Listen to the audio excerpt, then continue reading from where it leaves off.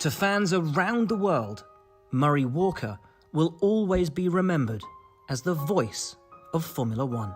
But he was so much more. When those fans turned on their televisions to watch Grand Prix racing, Murray also became part of their family. This is round 14 of the 16-race World Championship and the end of the European season. He was right there, watching with them, guiding them through F1's twists and turns, delighting in its dramas, and larger-than-life F1's future superstars fell in love with the sport by listening to Murray on a Sunday afternoon. Murray's mission was simple. He wanted to share his passion for motorsport, and it didn't matter if it had 2 wheels or 4. Murray just wanted to talk about it. He told the story of Britain's golden era of bikes, from Mike Hailwood to Barry Sheene. So when Murray arrived in Formula One in 1978, he already had a way with words.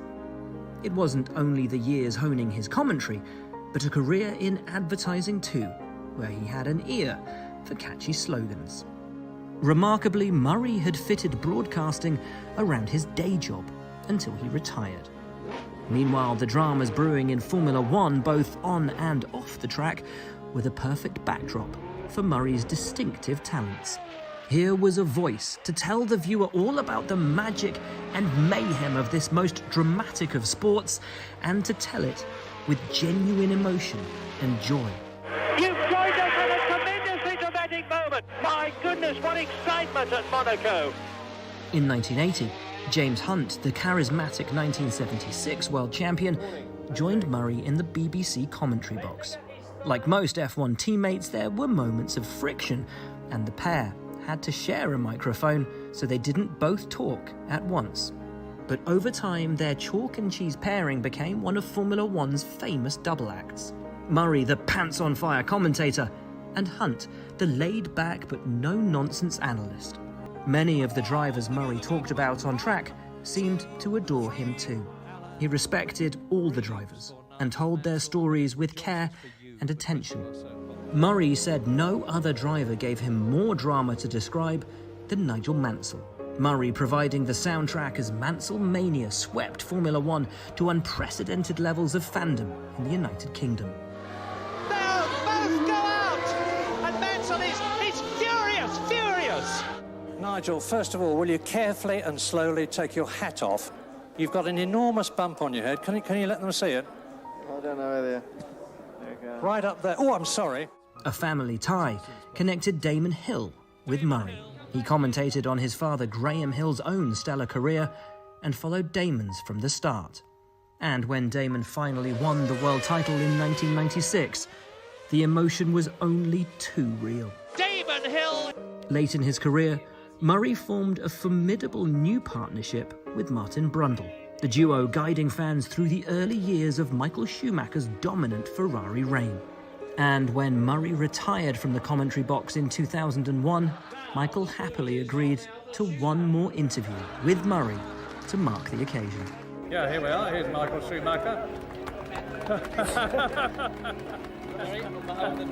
Oh, Michael. I'd like to thank you for all the job you have done for us so far. God, I don't know what to say. Michael Schumacher's just given me a bottle of champagne, which has been signed by all the drivers. Thank you very much indeed, Michael. Martin, bless you. Bless you. Murray's unbridled passion, his ability to immerse himself so deeply, sometimes led to the wrong words coming out, or at least in the wrong order. 3 lines, 4 lines, 5 laps. Pause! These verbal hiccups became affectionately known as Murrayisms.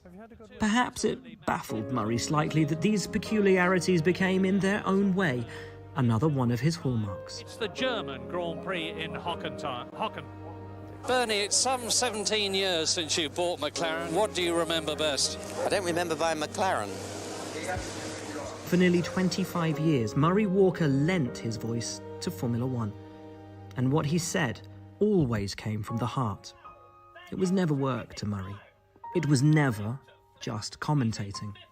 It was simply telling the world about something he loved. And for that, The world loved Murray too.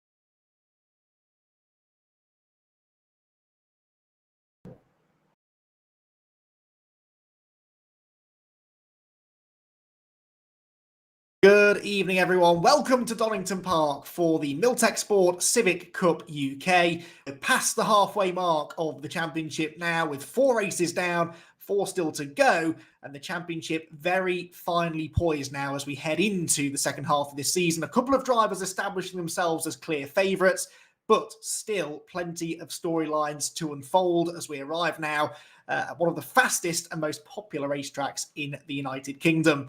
Andy McEwen up here in the commentary box, delighted to be joined by Dave Marshall to help talk you through tonight's events.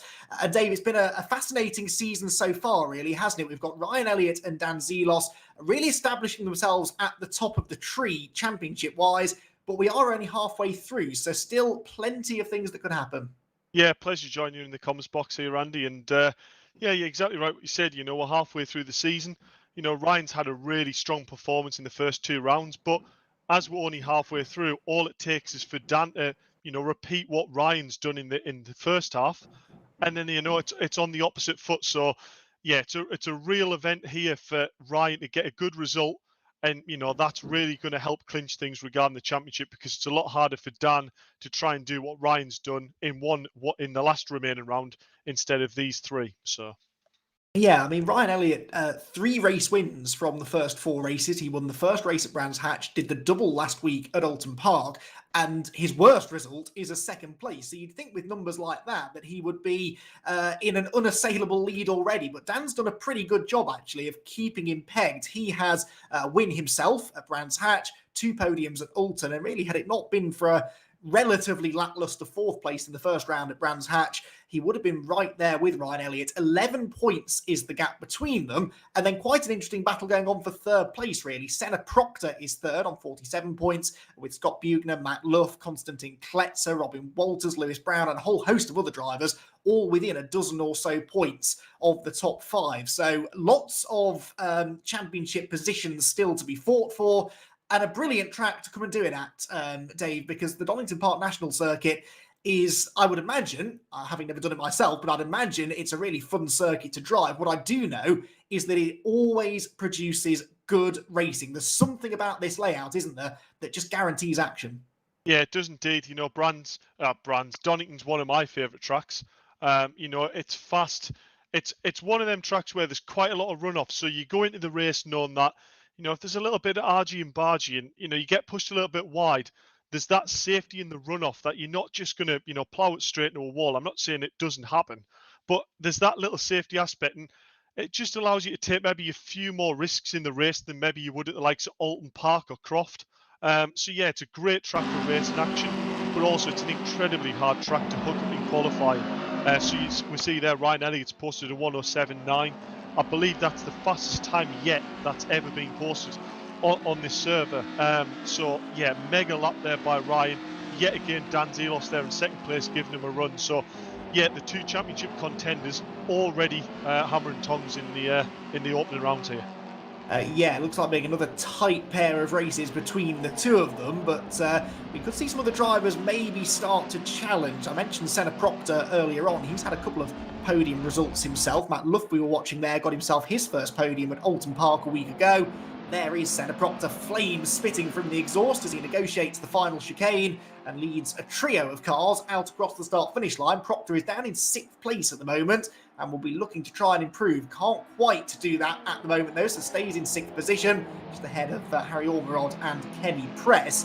But yeah, Senna Proctor, 6th quickest. Scott Bugner's up there, isn't he? 3rd fastest at the moment. And Scott still looking for his first podium of the year, isn't he? He's been top 5 contender all season long. But Scott Bugner, if he can round this session out in 3rd place, maybe that first podium might not be too far away. Yeah, you know what? He came into round 1 and he on the timing sheets, he was looking like a real contender for the championship, and unfortunately didn't have the best run out last round. But you know what? He's always been there on lap time, and I tell you what, if he can continue this form in this race, definitely don't rule him out for one of these wins. Yeah, only just under 0.4 of a second away from pole position at the moment is Scott, so I tend to agree.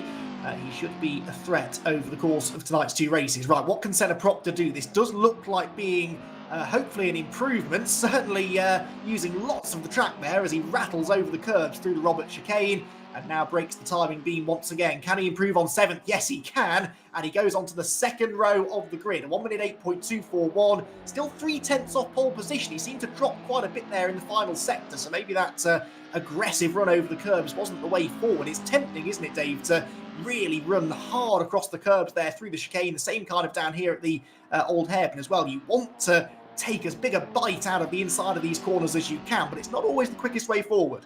Yeah, there's definitely a sweet spot with that.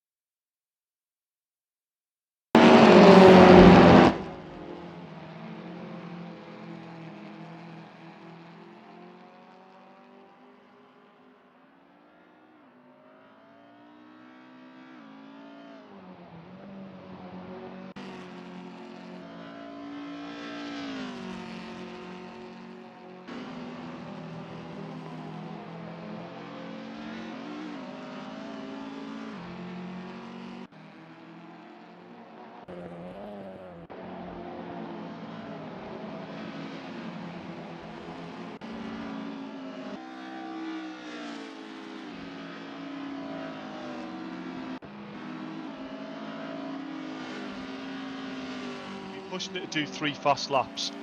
So realistically, it's probably you go out, get your tyres in the window. You don't want to get too much heat in the front, but it's getting that temp in the back that's key. You know, if you can get the temp in the back, stop as much oversteer, especially going to Old Hairpin, but not overwork the front tyres too early on. You know, you can get 2 to 3 proper laps, but You know, if you come in onto your third lap and you get a little bit squirrely through the last chicane, in which you can sometimes do if you're, you know, pushing for that lap time, it's almost not worth then going for that third lap. So cool it down, bring it back, and go out. So yeah, we can probably see maybe 6 really good short stints by drivers here. I don't think we're really going to see anyone sort of fuel up to do, you know, 6-7 laps off the trot, come in and then go out for another set. Well, Ryan Elliott will be glad that he's back out on track right now, because he's just lost pole position. Dan Zelos has gone quicker at 1 minute 7.874, so he's now got half a tenth in hand over Elliott, who has to dodge a slightly out of control Civic coming out of the chicane. Not sure who that was, but they thankfully get themselves out of the way. So Ryan Elliott then heads into Redgate Corner, using all of that pit exit there to get the widest possible line into the right-hander, and then gets the power down through Hollywood and down the Craner curve. So we ride on board then with Ryan.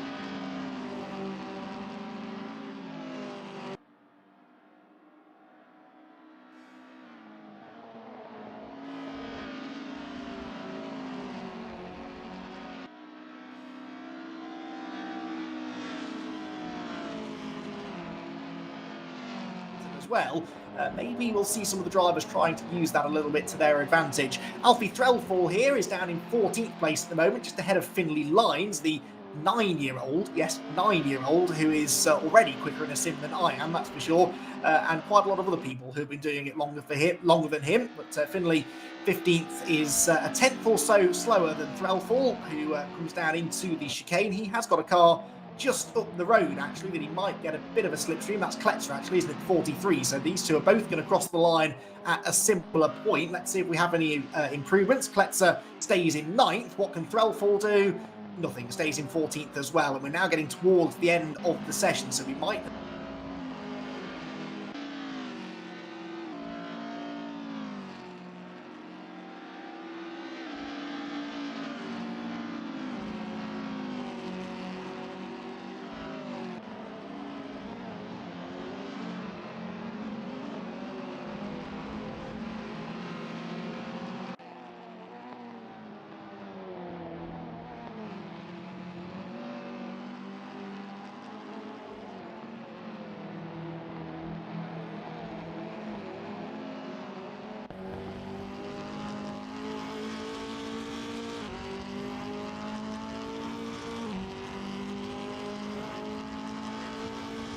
constantly changing places all the way up and down the grid.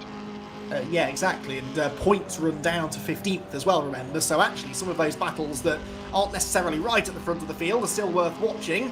Harry Threlfall there watches his lap time disappear because he runs very wide out of the old hairpin, rattles across the grass, manages to get back on the road.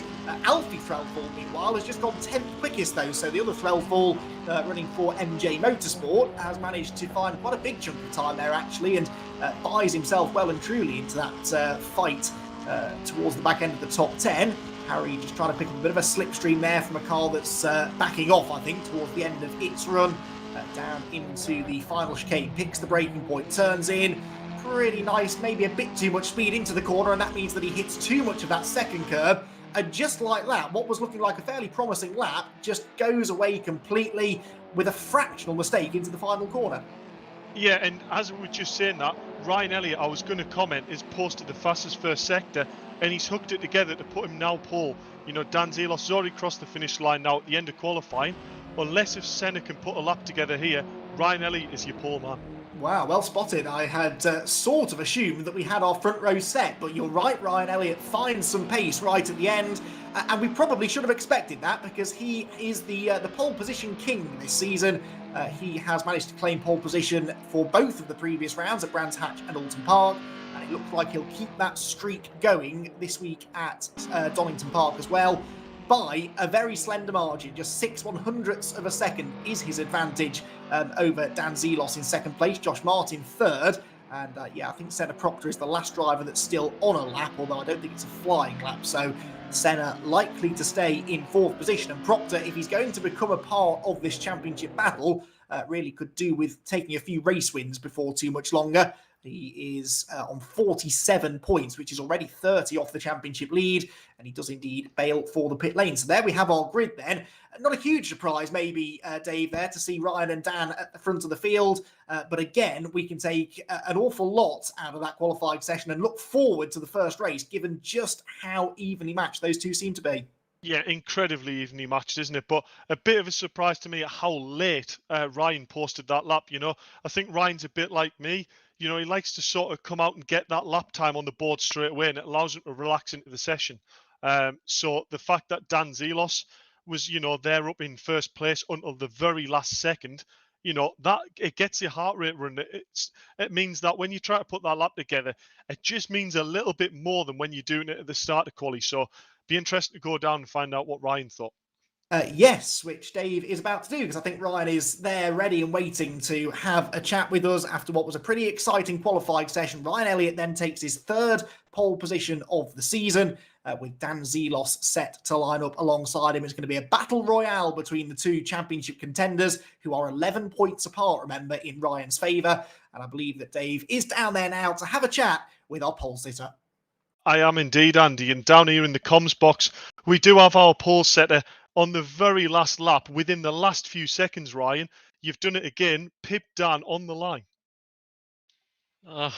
Worked hard for that one, Dave.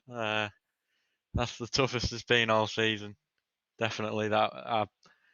I knew I had the time in me, but I hadn't been able to put it together. And I mean, my theoretical was a 6. I'm still not really that happy overall with the performance, but I did it when it mattered. Well, whether it's by a thousandth or a second, a pole is a pole, and you're still ahead of your main rival, so that's what matters. But I was saying to Andy in the comms, I think you're quite a lot like me, where you like to come out in quali and sort of get that lap time sort of straight in and put it on pole, and, you know, put the pressure on the other guys, and it allows you to relax and maybe even go faster still. I mean, I take it when you saw Dana put that lap time in, you know, does it get the heart rate running? Does it really make you go, you know what, I've got to make this lap count to try and get that pole lap back? Yeah, absolutely. I mean, it seems like most qualies I do, I sort of do a decent-ish starting lap, and then from there I can just build on it and see what other people are doing. But like you say, as soon as I saw Dan put an 8 in, I knew I had to sort myself out a little bit. I didn't panic too much because I knew I had the time in me, but yeah, it really pushed me to get that, and it was the hardest I've had to fight for it this year. Well deserved, Ryan. You've definitely put the lap together there with the fastest time that's been done on the server yet as well. So it's not just fastest in qualifying, all through the week on the server. That's the fastest time someone's posted. So huge congratulations to put that in when it really mattered, and good luck going into race 1. Yeah, thank you. Hopefully I'll be speaking to you again in about 22 minutes time. Hopefully so.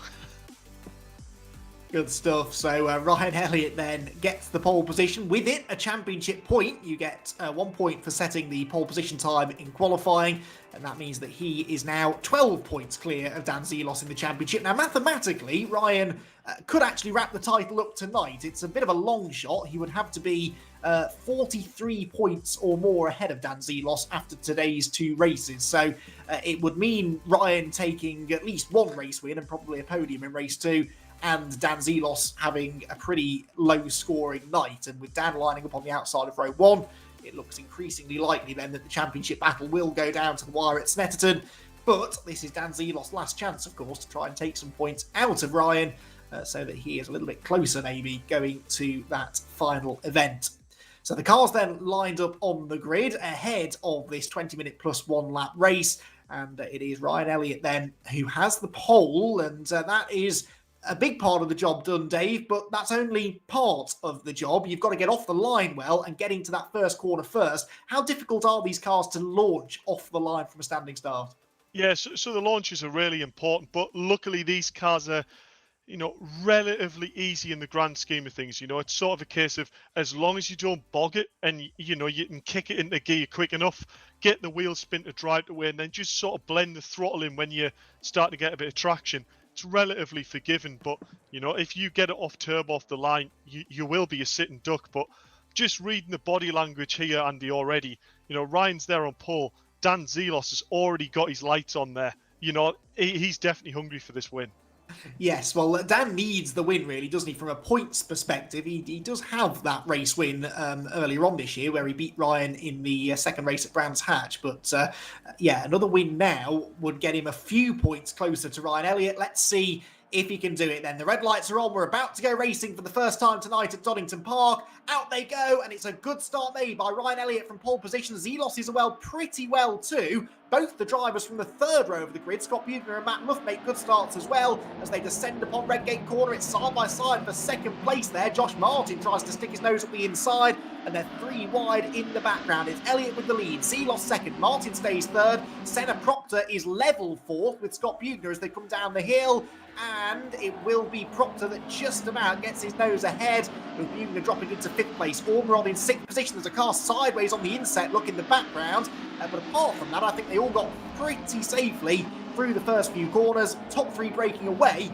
and the real battle, Davis, for 4th place, diving on the inside, and inevitable contact is made, and that was Matt Luff, I think, who got tagged sideways. It is all kicking off in the midfield.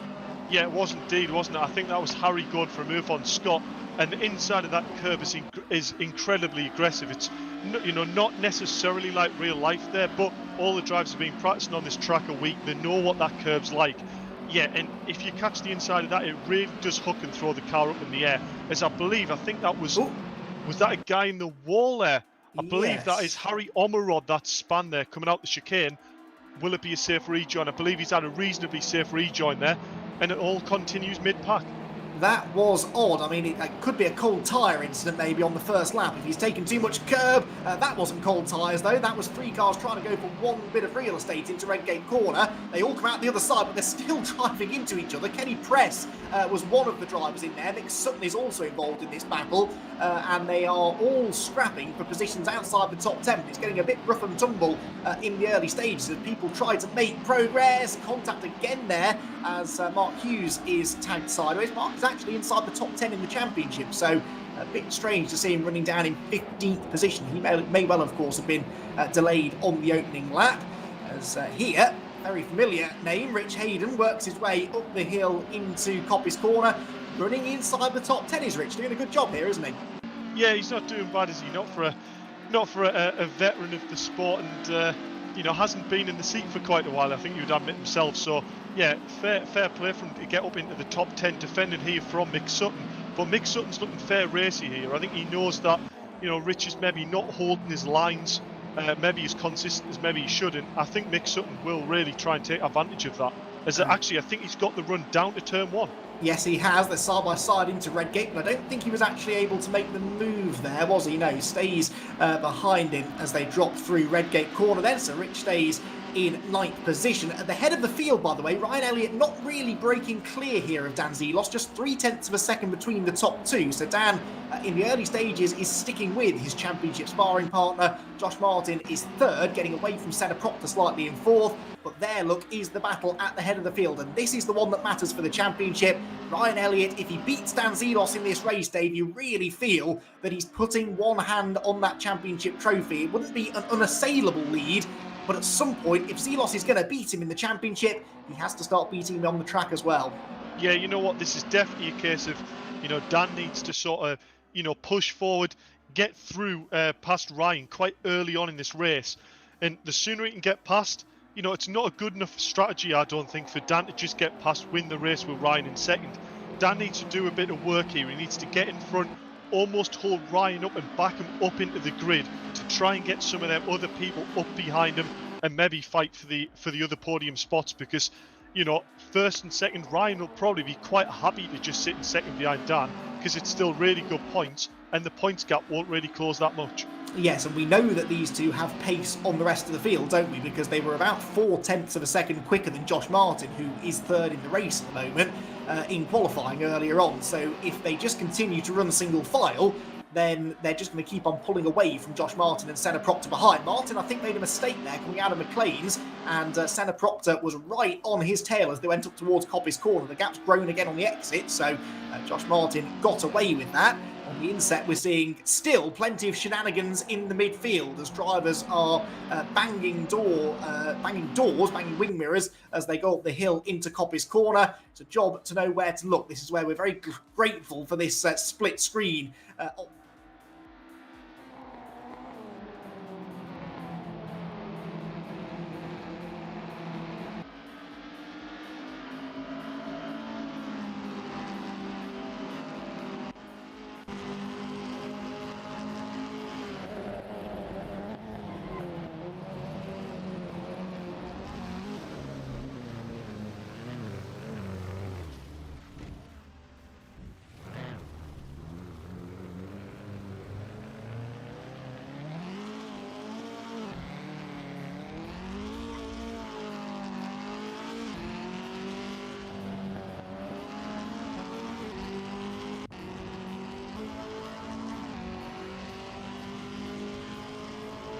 You did make us laugh there when you mentioned the word shenanigan, because my girlfriend's got a case of she doesn't know the word chicane. She thinks chicane is shenanigan. So the fact you mentioned that did make me chuckle a little bit.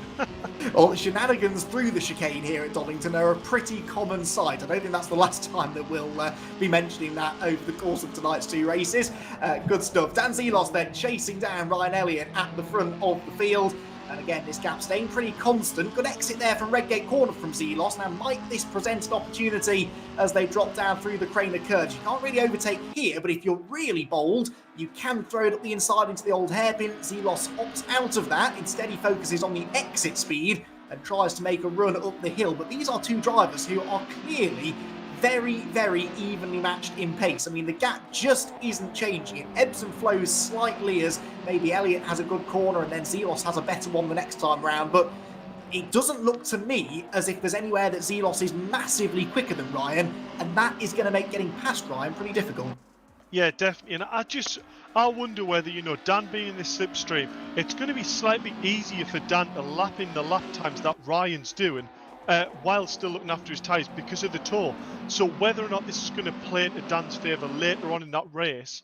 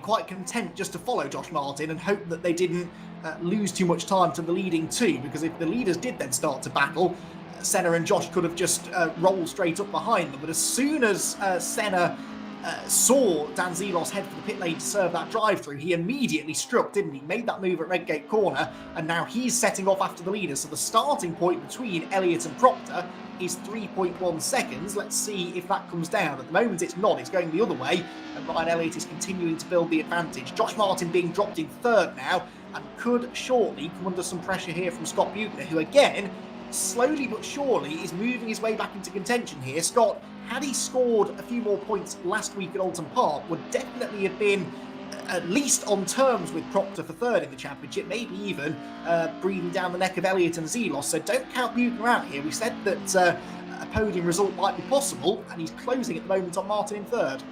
Yeah, definitely that. And, you know, you're right in what you said about Josh has maybe dropped back a little bit here. You know, Scott will be thinking, this could be a real opportunity for me to grab third place here. He's closing that gap. He's within 8/10 there now. But I tell you what, the real battle is also developing down in 10th place, where Mark Hughes has really closed the gap onto the back of Finley Lyons, who at the moment...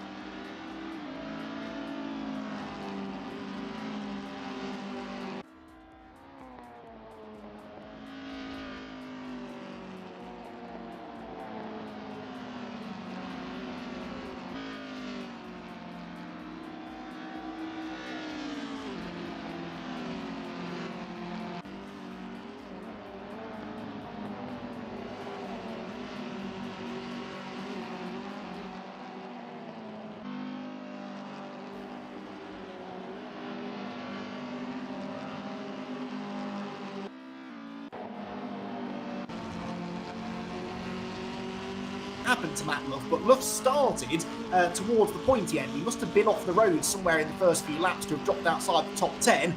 He's back into the top 10 now in 10th position, but having to defend hard because Mark Hughes and Finley Lyons and Alfie Threlfall actually are not far behind. 4-car battle pack then heading up towards Coppice Corner, and Matt Luff, having got to the front of it, is struggling to get away. Finley Lyons gets into the back of Mark Hughes. Finley is getting a bit frustrated here, I think, isn't he, Dave? Because I think he's quicker than Mark Hughes. He's just trying to make the move as cleanly as he can. Again, not necessarily... Well, there you go. What do I know? He drives straight into the back of Hughes at the chicane. But generally even, we're seeing a pretty mature drive here from Finley.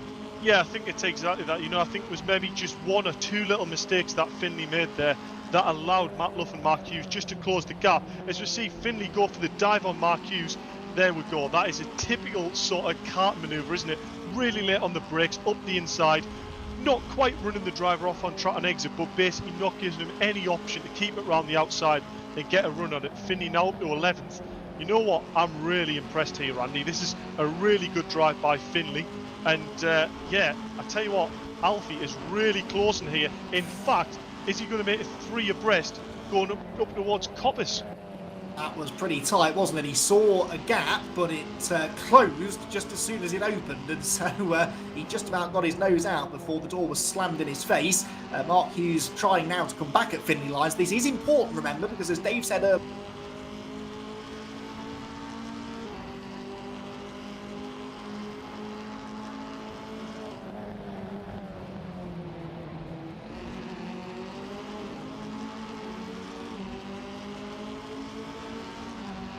Alfie Threlfall is right behind him, and the three of them once again head towards Redgate Corner. We're well into the second half of the race now, and this is a titanic battle going on further down the order. This is what we sort of teed up after qualifying. Oh, and a big hit there. Threlfall into the side of Hughes, gathers it together. Nicely done. He might lose 13th place to Ed Sibbald here, because Sibbald's coming down the hill with a lot more momentum than Threlfall after that moment. But yeah, this battle is fairly significant. It's no wonder, I guess, that they're really going for it hammer and tongs here. But sometimes you've got to realise, haven't you, when that gap is going to disappear. And I think maybe Alfie was a little optimistic there with that move. Yeah, you know what, Alfie committed to that move, and the door closed as he went for the move. So, yeah, it was maybe a little bit optimistic, but it was just a case of, you know, a little bit of a race incident, and maybe, you know, being too committed into a section where it maybe needed a little bit more caution. But what I'm really noticing is Finley is really committed on the brakes down to this chicane, but actually ends up costing him time on exit whereas Mark Hughes looks a little bit more reserved on entry, but gains the time on the exit. And that's why we keep seeing, this gap being created through the chicane. But then by the time we get to turn 1, Mark Hughes is right back on Finley again. So if Finley can judge that and realise where Mark's getting that extra speed on him, he can learn from that and maybe pull away with Mark, and then both them don't have that option or that chance of losing that reverse grid pull. That's a really good point you make, actually, because it's very tempting to go charging into that chicane, but your exit speed is far more important than your entry speed, because you're not like, oh, never mind, Mark Hughes gets sideways. Not the best exit speed there from the old hairpin as he gathers it together, but he will lose another place now. 2 places, in fact, both Sibbald and Threlfall go through, so Sibbald now has himself that magic 12th position. But yeah, the exit speed from the chicane is important because it leads onto the pit straight, and at the end of the pit straight is probably the best overtaking opportunity on the circuit, Redgate Corner, so you can carry all the speed into the chicane that you want. If you don't come off it very well, you'll always be vulnerable into the next braking zone. Mark Hughes then needs to just try and regroup now after that little moment that he had. Just got to wheel wide coming out of the old hairpin. We know he's got the pace to get back to the front of this group, but as the time ticks away, Dave, that red mist starts to descend, doesn't it? And there's a bit more desperation inside some of these cockpits just to try and make as much progress as they can in what is now a relatively short amount of time.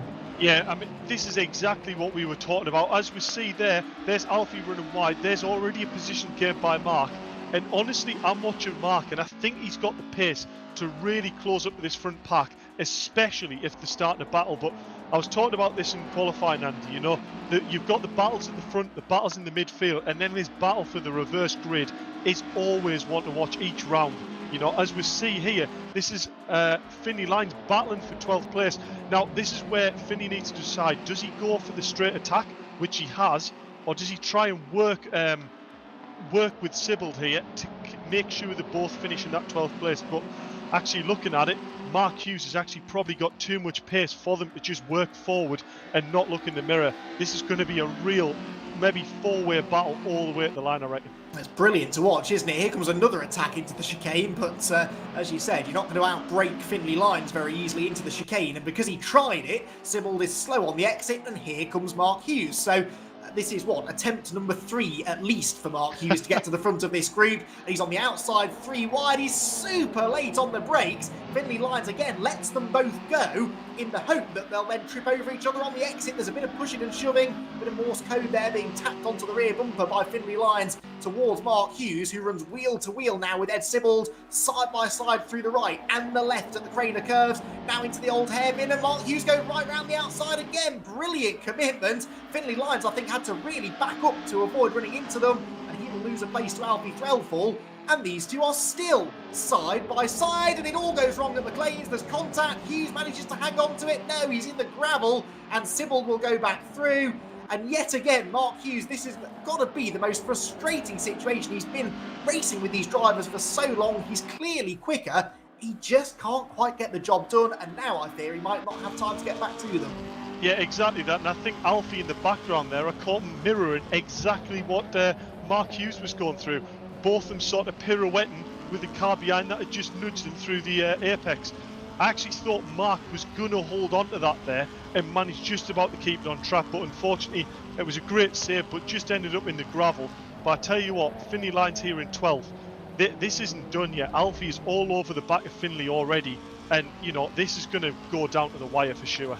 Yes, and that 12th is the really important one, isn't it? So Finley's not going to want to give it away to Alfie Threlfall. But you're right, it's closing in pretty rapidly. On board briefly there with Threlfall as he chased down Finley Lyons, who runs a bit wide out of the old hairpin, and here we go again. Game on going up the hill. Finley's got the inside line through Starkey's and Schwant's curve, but the next real corner is McLean's, and that is a right-hander. That will favour Alfie Threlfall, who goes through on the inside. Finley again gives him a headbutt on the apex. Now, he'll get back up the inside again into Coppice Corner, but if I was Alfie Threlfall, I'd be a bit miffed at that, because Alfie made the move stick cleanly going up the hill, and Finley just bumped into him, eased him wide and went through.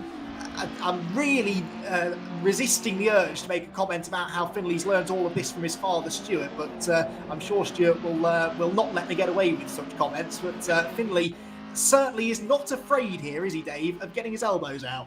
No, I'll let you make that comment, not me. But yeah, I mean, you know, this is showing the maturity here from Finley. You know, stuff that he's learned from Carton. Them little bumps. You know, I could be wrong there. I don't think he bumped and got past on that corner. He did it on the corner afterwards. But I've noticed there, Alfie Threlfall also gets a drive-through penalty, as well as Mark Hughes for exceeding track limits. So if Finley realises this quick enough, Finley just needs to keep this on track, even let them two go past, and he will have reverse grid pole. Yes, that is a good point. Meanwhile, for fourth place, Dan Zelos has got back ahead of Scott Bugner. So this is one of the things that I was going to try and keep an eye on as the race went on, the recovery drive from Dan Zelos after that drive-through. But I've been so distracted with the action further down the order, I rather forgot about him. He has got back into fourth place, though. That will get him 13 points, 2 more than he would have got for finishing in fifth position. I don't think he's going to have time to get to Josh Martin. 2.5 seconds with a lap and a half to go is probably a bit much to ask. Right, what on earth is going on down here? Well, Mark Hughes has got himself into 12th, and would you believe it? I think he's made it stick this time. So Mark Hughes for 12th looks good, although we know he's got this penalty hanging over him. Finley Lyons, therefore, could still inherit that position. Then Threlfall and Kenny Press, I think that is, who was about 3 seconds quicker than this group on the previous lap, moves through into 14th place. So Kenny Press now, pressing on, might yet be able to get something good out of the race 2 grid. Yeah, oh, I like that pun there. That was a nice little pun that you dropped in there. But yeah, you know what? I was looking there. These little Finley line, little bops that he's given, I actually don't know whether he's doing it to move the car out in front. But if you look at how good he is on the brakes, I think the cars in front of him are actually catching him out on how early them are. He must be using both of his feet on that pedal to stop that, Andy. Because I tell you what, a 9-year-old pushing a pedal, you know, as hard as what these sim pedals are, he must be 2 feet in it with both hands on the wheel, really giving it some. But fair play, I think he's probably one of the latest breakers out there. Well, that's one of the challenges, isn't it, though, is adapting your driving style to the cars around you. Finley knows how late he can brake for these corners, but if the cars around him aren't braking that late, then you sometimes have to modify your driving style, and he's now running wheel to wheel and modifying the side of his car, I think, there on Alfie Threlfall's Honda Civic, as they both get sideways through the chicane. It's Threlfall that loses out. Kenny Press comes through now into 14, weaving around behind Finley Lyons, who's trying to keep him behind. Surely Kenny's going to have a dive at Redgate, but Finley is so good on the brakes that he manages to hang on. Right, we are on to the final lap. In fact, Ryan Elliott, I think, has caught us all out and crossed the finish line to take the checkered flag already. So Ryan Elliott and Senna Proctor have already got to the finish line. Josh Martin third, Dan Zelos in fourth, and Scott Bugner in fifth position. You can forgive us, hopefully, for focusing on the battling further down the order, because it was thoroughly entertaining. But Ryan Elliott does the business once again with the race victory, and I think the fastest lap as well. We'll get that double checked after, but he's certainly going to get 20 points for the win, the bonus point for pole position, and with Dan Zelos only fourth, will extend his championship margin quite nicely. Konstantin Kletzer has come home in sixth. They're in seventh position. We have got Bolton and Rich Hayden will come home a very solid 8th position, just about a second ahead of Nick Sutton. They're in 9th. And Matt Luff will round out the top 10, so he'll be towards the sharp end of the grid for race 2. Ed Subble will be 11th, and Mark Hughes does get himself 12th on the road, but that is a provisional result for many reasons, which should be fairly evident if you were watching any part of that race. Good racing all round there, though, Dave. A brilliant result for Ryan Elliott. Just what the doctor ordered as far as his championship goes. Yeah, that was a real spectacle, that, wasn't it? And I think you're right in what you're saying. I think we'll be a little bit forgiven regarding missing the fact that Ryan was actually on his last lap there, regarding the amount of action happening for the reverse grid pole. But yeah, great drive by Ryan there, wasn't it? He just got his head down, you know, a 5.2 second lead over Senna Proctor. You know, a little bit unfortunate that, you know, Dan Zelos missed out on that battle because he was running track limits. It'd be interesting to find out, you know, how close Ryan was to that track limit as well. But yeah, what a battle for the top 3. And if that's anything to go by going into race 2 is going to be an absolute storm as well. Yeah, looking forward to it already. So I hope everyone's going to stick around and watch that second race. With a reversed grid, we should see even more action than we just saw in race 1, which was certainly anything but dull. So the win then goes the way of Ryan Elliott, a really important one for his championship challenge. He was 12 points already ahead of Dan Zelos, and that gap will now go up with Zelos finishing only 4th in the race. The top three drivers, though, I think are ready to have a chat with Dave on the podium. So let's head down there. Yeah, we're down here with the drivers, and in third place we have Josh Martin. You know, it was a really great race. Senna just managed to pip you. You know, about halfway through that race, we didn't actually get that much screen time of you because of the battle that was going further back. But regarding, you know, your pace, you seem to really have it dialed in. And reverse grid's probably not looking too bad here, is it, Josh? No, it's looking good for the reverse grid. It was one of those. It was like Senna was like 8/10 in front of me pretty much the whole race. Like he'd make a mistake, I'd gain a little bit, then I'd make a mistake and he'd pull away, and the gap just kind of stayed. I caught him a little bit, but not enough to do anything. But looking forward to the reverse grid. Yeah, I mean Senna was looking really strong as well. But is it any worry there that, you know, Dan Zelos is in front of you now? You know, he was definitely, you know, starting to close the gap back on the top on you top three towards the end of that race. Is it going to be a strategy, you know, to work with him to try and get through this pack, or are you going to, you know, play the option where you sort of get straight in front of him and try and make your own space?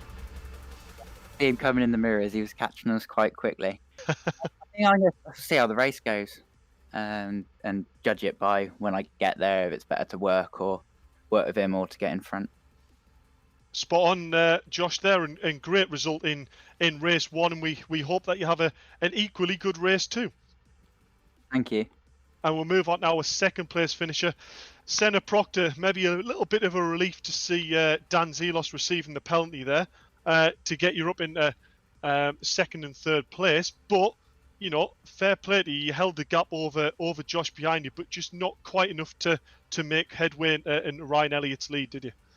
Yeah, absolutely. Exactly like you say. I had given myself too much work to do after a bit of a poor qualifying, and then put myself on a final warning for track limits on about lap 3 or 4 of the race. So it was just a case of, you know, instead of trying to go for the win and try and catch Ryan and Dan at the start, it was just make sure I get Josh and just bring the car home really, and hopefully don't have the usual race 2 curse and I can move forward.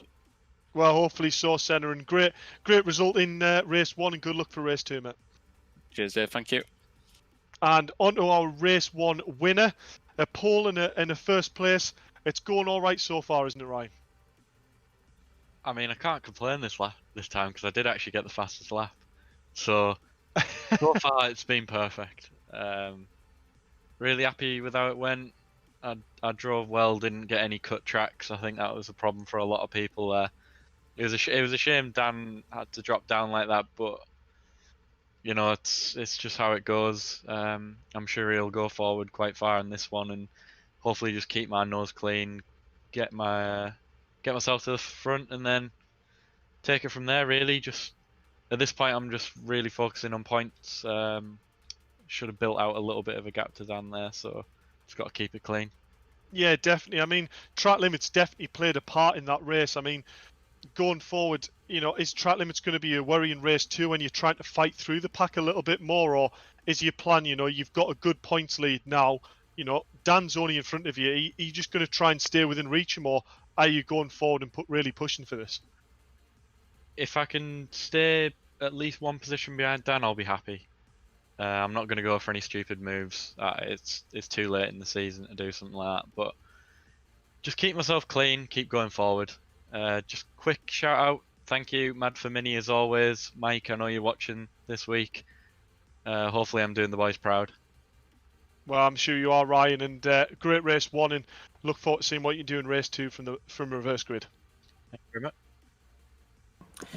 Excellent stuff. Thanks, Dave. Good to hear from our top 3 drivers there then. Huge congratulations to them. Just to confirm then, it was a win for Ryan Elliott, Senna Proctor 2nd, Josh Martin 3rd, Dan Zelos recovered to 4th after the drive-through penalty for track limits. And I wonder if that might become a theme in this second race as well. We saw a few drivers getting pinged for that in race 1. Scott Bugner was 5th ahead of Konstantin Kletzer in 6th. Eric Bolton, Rich Hayden, Mick Sutton and Matt Luff rounding out the top 10, with Ed Sibbald, Mark Hughes, Kenny Press, Finley Lyons and Alfie Threlfall, all provisionally at least, inside the top 15 and scoring points. And all of this means that it's now a 20-point lead for Ryan Elliott over Dan Zelos. So that means that the one thing we can say with some certainty now is that even though that was Dan Zelos's joint worst result of the season, he will not lose the championship today. It cannot be won by Ryan Elliott in this race.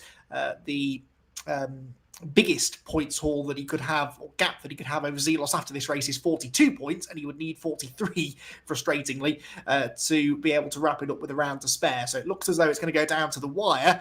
And Dave, that's exactly what we want to see. We want to see the championship run right to the end of the season. But even if mathematically Zelos can stay within touch of Ryan Elliott, the advantage is still firmly in Ryan's corner, isn't it? So Dan has to produce something special now if he's to really bring himself back into this. Yeah, and you know what? We've seen drives from Dan in the past that has done exactly that. You know, he's obviously got the pace over the drivers in front of him going off qualifying and running the practice. So, yeah, it'll be great to see how he gets on in the race. And, you know, looking at his experience that he's had in JCWs in real life and the likes of that, you know, he's going to be a real driver to watch going forward. He knows how to get through the pack. But Ryan is only 2 or 3 positions behind him. If he tucks in behind his bumper, and you know you've got you've got Dan making the gaps there in the grid, Ryan's just going to let him do the work and follow him through. As we say that, the race is already undergo. Dan Zelos is already up into first place, whereas you know you've got the likes of Rich Hayden in 3rd place. Yeah, so race 2 underway then, and a big shuffle already. Zelos with the lead, Luff second, Hayden third, as you said, as they race towards McLean's corner for what looks to be the second time of asking. So Zelos has got the job done here in the early stages. Now, where is Ryan Elliott? He is only 8th, so Elliott hasn't made huge strides towards the front. This is exactly what Dan Zelos needs. Dan Zelos was runner-up in the Mini Challenge JCW class last year. He was 3rd in the Mini Challenge the year before. He is a very, very experienced young front-wheel drive racer. But behind him, there are some quick drivers coming as well. Look at that, Rich Hayden into 2nd now ahead of Matt Luff. But Josh Martin in the green car in 4th place looks pretty racy as well. Josh Martin will definitely be looking now to try and get another podium. That one that he took in race 1 was his first podium of the year. And he, I think, now senses a chance for a 2nd. Yeah, Josh Martin's also made some headway there, hasn't he? Not quite at the likes of Dan Zelos, but you know, Rich Hayden here is holding on to 2nd place. Matt Luff is looking very quick out the exit of the chicane, I must say, but Josh Martin is definitely not hanging around. I think Josh Martin's thinking, you know, there's definitely a position here where he can get forward, get past 3rd and 2nd place, and maybe try and push forward to get onto Dan Zelos's tail here. But you know, looking at the form Dan's on, he is not hanging around, is he, Andy? He's up the road, he's away, hoping Ryan Elliott just struggles to get through this pack a little bit. Yeah, I mean, Dan Zelos has the pace to win this race, of that we can be fairly confident, but he will want to get as far away from this chasing group just in case. Of course, there's always a danger there could be a safety car, or maybe if he does end up exceeding track limits again, he might have another penalty to serve later. Let's hope that's not the case. Into the chicane, bit of contact there, I think, between Josh Martin and Matt Luff. So Matt Luff takes to the gravel, cuts the chicane, but he will definitely argue that wasn't really his fault. And now Josh Martin moves alongside to challenge into Redgate corner, goes to the outside on the way in. Again, flames spit from the side exhaust as the cars turn their way out of Redgate corner. Still Matt Luff hanging on to 3rd then. Martin 4th. Ed Sibbald is 5th. Ryan Elliott up to 6th now. I did spot that he'd gained a couple of places on the previous lap. Then it's Senna Prop to 7th. Konstantin Kletzer is 8th. Finley Lyons doing well in 9th position. And this, the battle for 10th, which ends in contact at, or nearly ends anyway, in contact at the Craner Curves. That is not a place where you want to be making contact. Good car control, good reactions there from Scott Bugner to gather that together after contact from Eric Moulton behind him. Yeah, definitely. I mean, that in real life is definitely a brown suit moment, isn't it? Definitely down through Craners to receive a tap there. You know, that flat in real life is right on the edge moment to start with. Never mind getting a tap and putting it sideways through there. So, yeah, I think he's going to need a new suit after that one. Yeah, that was pretty ticey, wasn't it? As you say, normally that would end in a pretty large spin into the gravel trap and a trip to the dry cleaners the day after. But no, good stuff there from Scott Bugner. Gathers it together, then absolutely hammers the curbs through the chicane to close in on Finley Lyons. Meanwhile, for 3rd place, Josh Martin moves to the outside of Matt Luff to challenge. Again, doesn't quite work on the way in. Tried to tee up the switchback there, but didn't quite time it right, did he? That's quite hard to do, actually. That wide line into Redgate to try and turn in tight and carry the speed off the corner. is a great way of passing in principle, but if you don't judge it right, then that is what can happen. You end up driving into the back of the car in front, and thankfully, no major damage done on that occasion. Yeah, I could be wrong. I think that was actually really smart driving by Matloff.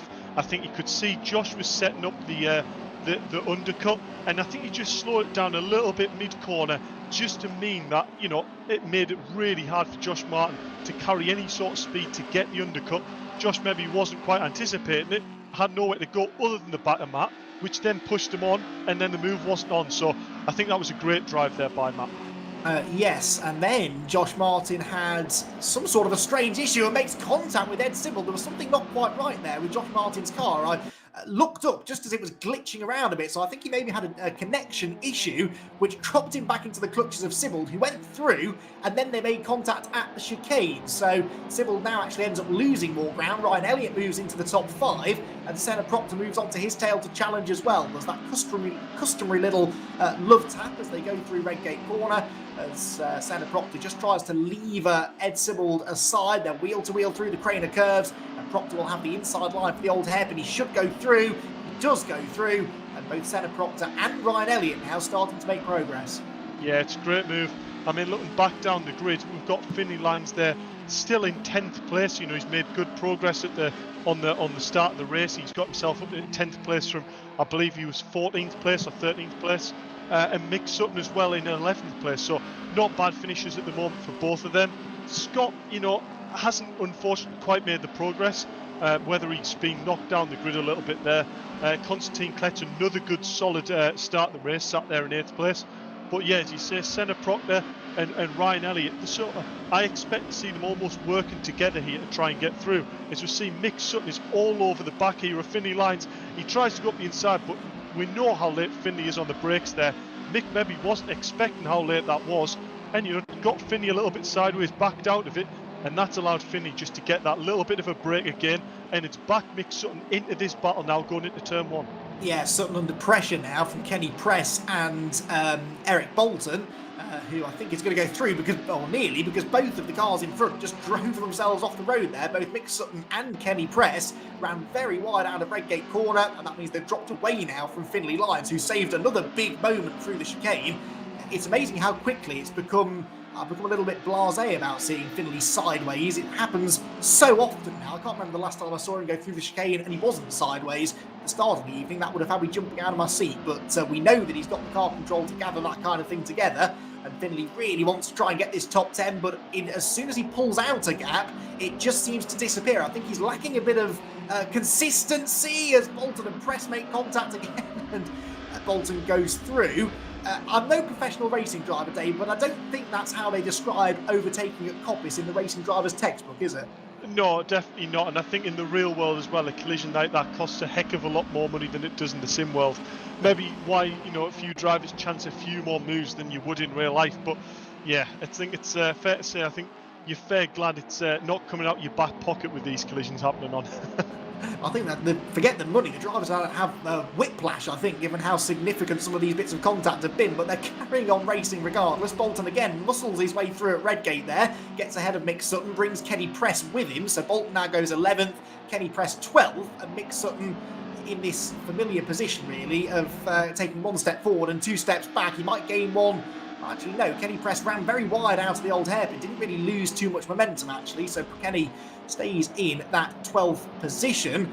The driver that's really out of this battle, and shouldn't be, in my opinion, is Mark Hughes. He's 16 seconds off the back of the pack. Now, that's either a significant off, or he's been in the pit lane to serve a penalty. Bolton gets sideways all on his own this time as they go out of Coppice Corner, and does indeed lose a position. But yeah, 1 or 2 drivers have clearly had some early delays as back towards the sharp end, the battling continues into Redgate Corner, and Rich Hayden in second place is backing Matt Love into Ryan Elliott and Senna Proctor. Elliott gets a good exit from Redgate, goes through, and now we're starting to see some real progress being made by Elliott and Proctor. They are working together. Look, they're absolutely together on track, just as you suggested, Dave, and they're almost now both onto the podium. Yeah, exactly that. You know, Ryan just made the gap there up the inside of Matt Luff, and Senna was like, you know what, there's the gap, he's made it for us, I'm following Ryan through. And you can almost tell there's a bit of that sort of understanding there. You know, Senna was close enough to have a dive into old hairpin there, but instead tucked in, made sure they kept the momentum going up the hill and make sure that basically Matt doesn't have the chance to come back. But in saying that, they haven't dropped Matt here. He's still there, and especially with them catching onto the back of Rich Hayden here, Rich is not going to make it easy for them. So any sort of, momentum that they did have could be held up here, and Matt Luff might have a chance here to fight back for that place.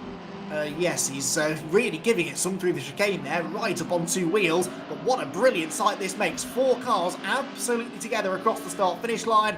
And Rich Hayden now has the fight of his life on his hands to try and keep Ryan Elliott at bay. Ryan will be aware here, though, that he's running in 3rd place, and that will still be good enough for him to retain a decent points advantage going into Snetterton. He's going to lose about 5 or 6 points as it stands to Dan Zelos, so it's not necessarily worth taking a big risk. Senna Proctor, though, has nothing to lose, goes up the inside and gets into the side of the championship leader. Ryan Elliott bounces across the grass, and I think Senna possibly backed off there to make sure that he didn't take advantage of that. Gives him another helping hand up through Schwann's curve. But Ryan Elliott is in quite a perilous position here. 3rd place on paper wouldn't be a bad result, but he's right in the hornet's nest here, isn't he? One false move from any one of these 4 drivers could spell disaster for Elliott's championship.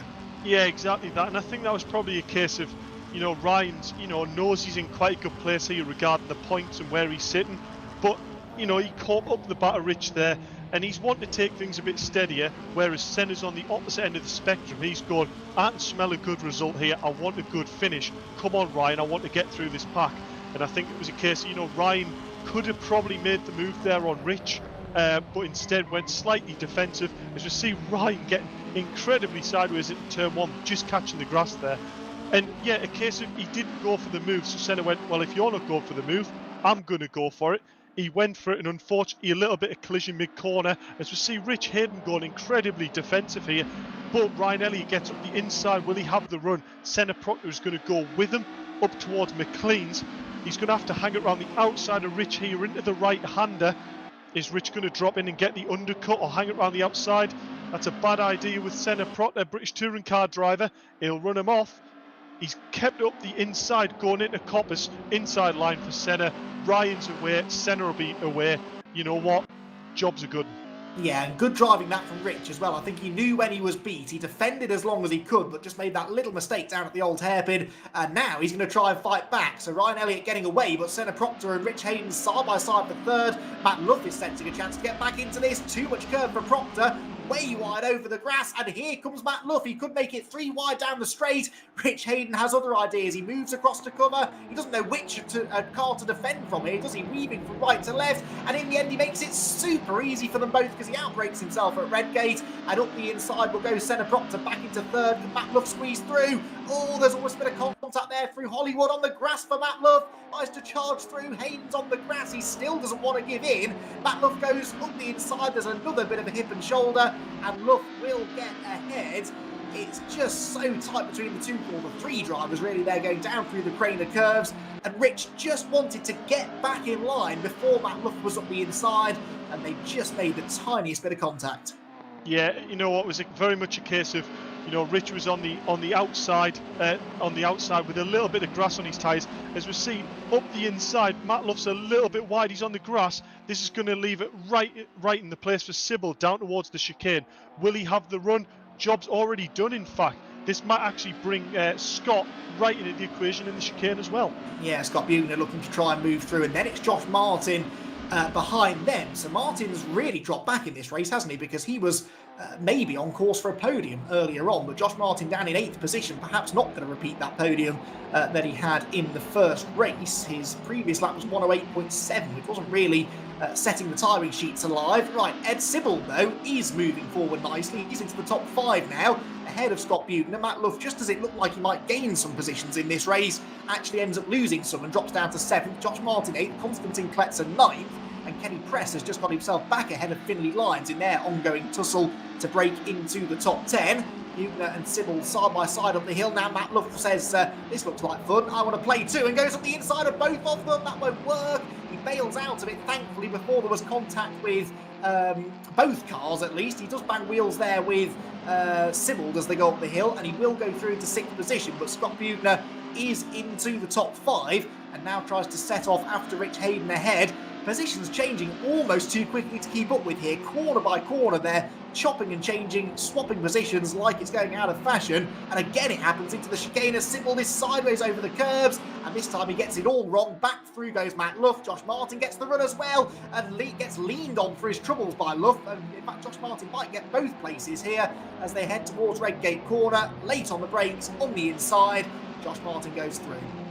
And you know what? I think Konstantin Kletz there is sitting at the back thinking, that was quite a nice quiet race for me. And he's ended up with battles going off in front of him that much that he's actually closed up the gap.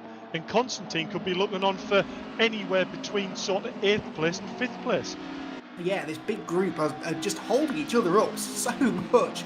It's great to watch. The racing is exactly what we want to see, although maybe a bit more contact than would be ideal, but it's still entertaining, but certainly not the quickest way around the circuit. Dare I say it though, it might just have calmed down a little bit for a moment or two as they work their way back up through Coppice Corner. Let me remind you as well that Dan Zelos is still leading this race, only by 12.4 seconds. I mean, he is stroking this one home at the moment. Ryan Elliott, now he's into second place, I think knows that second is as good as it will get. So he, in fairness, is not pushing as hard as he was. Senna Proctor is keeping him honest in third place, though the real battling is going on behind. Scott Bugner fourth, Rich Hayden fifth, Josh Martin sixth, Matt Luff seventh, Ed Sibbald eighth, Konstantin Kletzer ninth. None of them are lonely at the moment. They've all got someone to play with, and these battles are going to continue to run, I think, right to the checkered flag. Yeah, definitely that. I mean, you know, Dan Zelos, 12.5 second lead. Dan will just be counting the minutes down, you know, driving within himself, making sure he's not getting any of them track cuts that he got in race one, making sure he doesn't get a drive through. You know, it's almost job done when you. I say that commentator's curse. I should learn from that, shouldn't I, Andy? There, touching wood. But yeah, you know, Dan Zelos, 12.5 seconds in play. You know, he can drop seconds a lap and still not be caught by Ryan here. So realistically, this should be a one for Dan, a good victory. But the problem for Dan is Ryan's still there in second place. So realistically, everything that's gone on today, unless if he's got a fastest lap in this race, as I say that, he gets incredibly sideways into turn one. Them are not risks you want to be taking, are they, Randy, when you're winning by 12.5 seconds? Yeah, I mean, they're not risks that you need to be taking at all, are they? I mean, he's got this massive lead, but this, I think, is him pushing on for the fastest lap, isn't he? He knows it could be worth it. Well, it will be worth an extra point if he can get it. And with Ryan Elliott still perhaps under pressure from Senna Proctor, there is the chance here for Dan to take a few more points out of him before the flag, which is just over 2 minutes plus 1 lap away. We're into the closing stages of this enthralling second race of the night. This is the battle for 6th position. Josh Martin is, 5th position, excuse me. Josh Martin on the tail of Rich Hayden. So Martin coming back into this now. A podium might be out of the question, but a top 5, maybe even a top 4 could be doable because Scott Bugner is not that far up the road. He goes up the inside into McLean's, and that was a textbook overtake, a late jink to the inside. He got the car stopped as well, didn't run wide on the exit. That is about the best move we've seen all night. Yeah, I mean, you could tell how early he'd set that move up, hadn't he? He knew as soon as Rich Hayden jinked a little bit left, boom, there's the move in, up the inside, committed on the brakes. By the time he'd done it, Rich was like, he's already up the inside, there's nothing I can really do there. And the speed he carried through the corner, you know, jobs are good. I reckon probably move of the day, as you said, but just having a look at the timing sheet here, Dan Zelos currently does have the fastest lap. And looking at the lap times, you know, drivers are lapping probably 0.2 to 0.3 off what the best lap is, or best lap they have done this race. So I think tyres are definitely off sort of their prime now to do a fastest lap. So as it stands, Dan Zelos with fastest lap, Ryan had the fastest one on the previous race, and then obviously Ryan had quali, which is an extra point. So after this standings, if it finishes the way it does, you know, Ryan's only extended his lead by 1, but more crucially, Dan Zelos hasn't made any headway into Ryan's championship lead. Yeah, exactly. So it's going to be much the same story, I think, going to Snetterton as it was arriving at Donington Park, maybe with Ryan a couple of points further clear with just those 2 races to go. But we've seen how close, let's call it, the racing can be in the midfield. So anything could still happen at those final 2 rounds in a week's time. Still want to tune in to see exactly what happens. Right, into the final couple of laps we go then. On board with Senna Proctor here, who is not quite able to live with the pace being set by Ryan Elliott, actually. A couple of tenths slower there, a quarter of a second, in fact, slower than Ryan on the previous lap. So first, second and third, fairly secure Fourth place is not though, because Josh Martin is quicker than Scott Bugner here. He's got 2 laps to try and close in, and on the previous lap he was several tenths of a second faster. So there is Bugner in 4th position. Scott has a best finish this year of 5th place, and he's finished 5th 3 times. So I think he'll be quite keen here, Dave, to make sure that he doesn't make that a 4th 5th place finish. He will want this 4th place. Yeah, you know what? It's been a great drive by Scott so far. He's picked and chose his battles, and it's led to him, managing to create that space, get his head down, not have to look in the mirrors and open that gap. But as he said, Josh Martin here is charging. But the battle to really look for is further down the line. Finley Irons and Mick Sutton and Bolton here, separated by about 0.3 of a second between the 3 going on to the last lap. That 10th, 11th and 12th. Watch that. In fact, just as I said there's Mick Sutton up into 11th. Watch that constantly change between now and the end of this race. Yes, there they are. Look, they're up at McLean, so they've still got a lap and a half to go. The leader is already on his final lap, though, and probably isn't that far behind this group of cars. He'll be grateful it's not a 25-minute race, because then he might have to deal with lapping this bunch, and that is not a task for the faint-hearted. Here they come, side by side out of Coppice Corner. Finley Lyons just keeping this little gap over them in 10th position. Is Mick Sutton 11th, Eric Bolton is 12th, Harry Threlfall is in 13th, although that could all change. There's contact and Sutton gets nerfed across the gravel, and as he rejoins, bangs into the side of Finley Lyons. So that was a little unfortunate. Finley did have a gap over this group, which has now disappeared.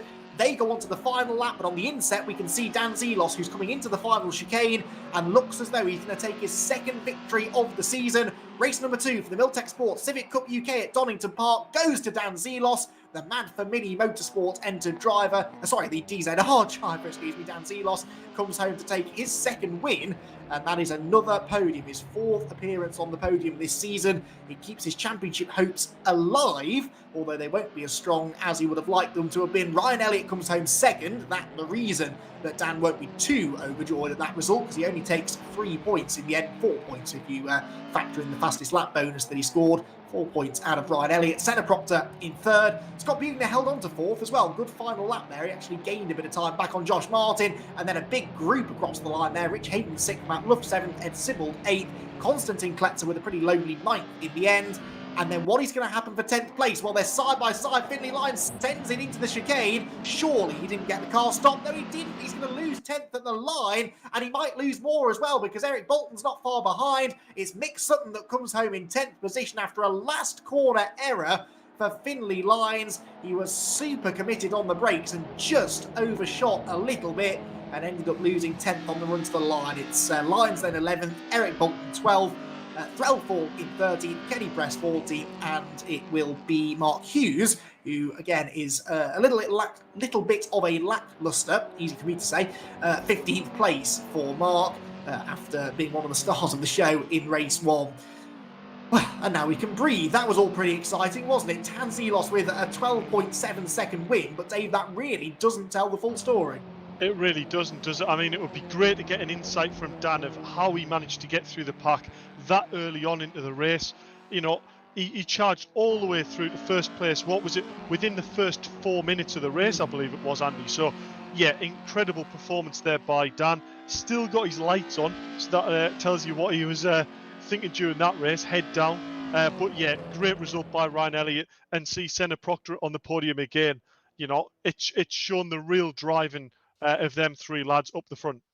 Yes, indeed it has. Well, there is the result on the left-hand side of your screen. Dan Zelos with the win, Ryan Elliott 2nd, Senna Proctor 3rd, Scott Bugner 4th, and Josh Martin in 5th, ahead of Rich Hayden, Matt Luff, Ed Sibbald, Konstantin Kletzer, and Mick Sutton, with Finley Lyons, Eric Bolton, Harry Threlfall, Kenny Press, and Mark Hughes rounding out the points finishers. Right then, lots to unpack after a pretty dramatic 6th round of the Milltek Sport Civic Cup UK. Let's head down and have a word with our top 3 finishers.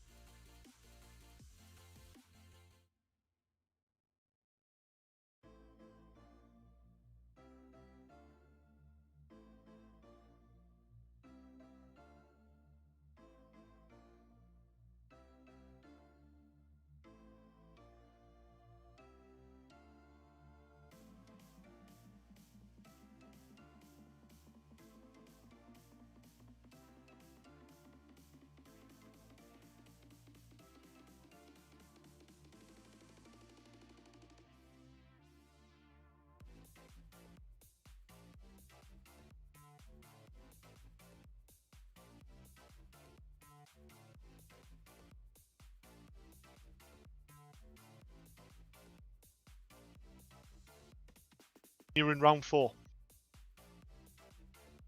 And on to our first place finisher, Dan Zelos.